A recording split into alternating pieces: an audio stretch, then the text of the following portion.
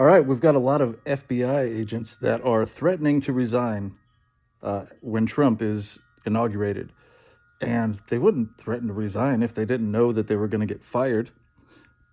And the reason is because we have a completely corrupt FBI. And now I'm not just saying this because I read this on the internet.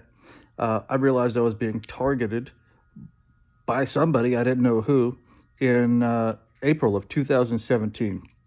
A lot of weird stuff started happening. So I called the FBI several times, and in the middle of the process of me explaining what was going on, and now I'm a former Air Force firefighter, 5 years full time, and a journalist for 9 years. So I have a good way of conveying my message to other people in authority, in uniforms. I know how to speak to them. So I was being professional, and I was trying to get my point across, and they hung up on me each time. And I started looking into it, and then I realized, you know what? The FBI is not just ignoring me; they're partially responsible for part of these targeting programs. And then I looked into the FBI Infragard, and I found that they have 400 of the 500 Fortune 500 companies under contract, including like Tyson Chicken and eBay and a whole bunch of companies that you would wonder why the FBI has contracts with those people. And then I looked up the Department of Homeland Security, who has fusion centers all over the United States. And I realized that they're all working in conjunction with each other. The FBI, the Department of Homeland Security, the CIA, to target American citizens who were conservative, Christian, or just enemies of the left, like people who were not okay with communism, people who exercised their freedom of speech, their Second Amendment rights, people who have critical thinking skills and empathy and integrity and see through the bullshit and what some of these agencies are doing. And they don't just keep it to themselves. They put that information out on social media, and they try to make a change, even if they don't have a badge or a uniform or some official capacity, because they're an American citizen with the rights to do that, right?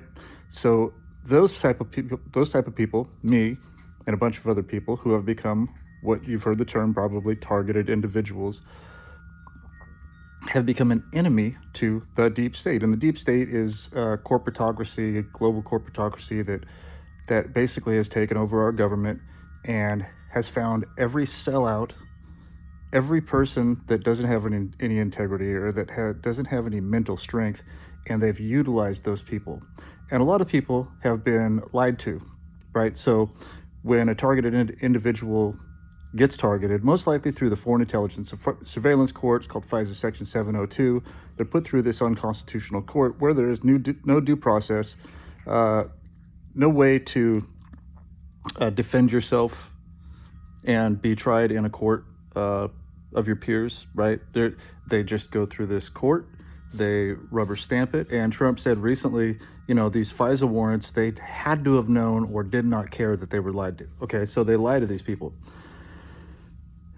And they continue doing that. It's a slander campaign, defamation, but they lie to the people who work with these three-letter agencies and compartmentalized groups. And it goes through homeowners associations, FBI Infragard, like I mentioned, corporate stores take part in this, the post office.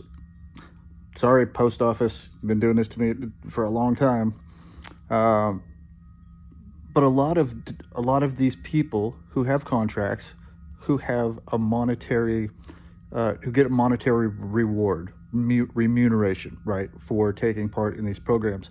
But not all of those people are really bad people. They're just uninformed or ignorant people that get a chance to do something, quote, good for their country, right? Imagine a person with a badge that says FBI shows up to your homeowners association. They're like, hey, we've got some bad guys that we need you to go after, and here's what you do. And then they give them compartmentalized information that they don't get to know the whole story.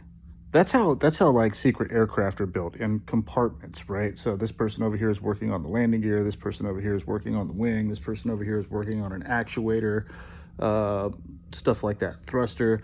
None of them know what the final project is, But then the next thing you know, the SR-71 rolls out, or the B-1 bomber rolls out.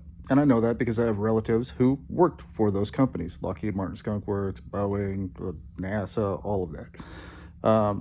So that's how these three-letter agencies operate. They tell these people, hey, we need you to be part of a community policing program. We need you to drive your car past this person's house and honk your horn 3 times. They do all kinds of weird stuff. It's part of a psychological operation because we're in war right now. We have been for quite a while. It's called asymmetrical or 5th generation warfare. And they try to drive the targeted individual insane through these tactics, but the people who are involved in the community policing or the behavioral adjustment, what did they call it? Behavioral modification program, right? And that sounds like, oh, they're just trying to help the people who can't act right learn how to act right. But no, their definition of behavioral modification is these people who are saying something about us and blowing our cover and calling out the deep state for what it is are a threat to all of our crime, their crime. See, there's somebody's going to take this and create a narrative about it. I'm speaking about the people who are responsible for a lot of this destruction and chaos and separation of everyone between political party, religion, ethnicity, whatever group you identify with. They infiltrate each of these groups and they get these people to go after each other. So their behavioral modification programs aren't to make people better. They're to systematically train the targeted individual to shut their mouth and to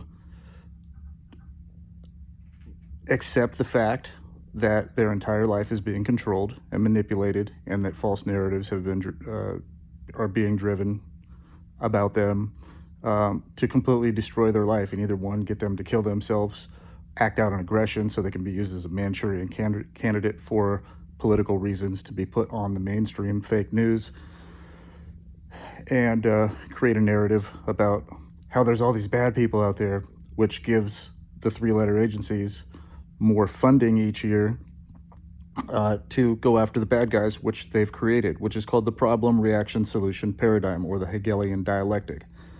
All right, so it's all about money and control and power.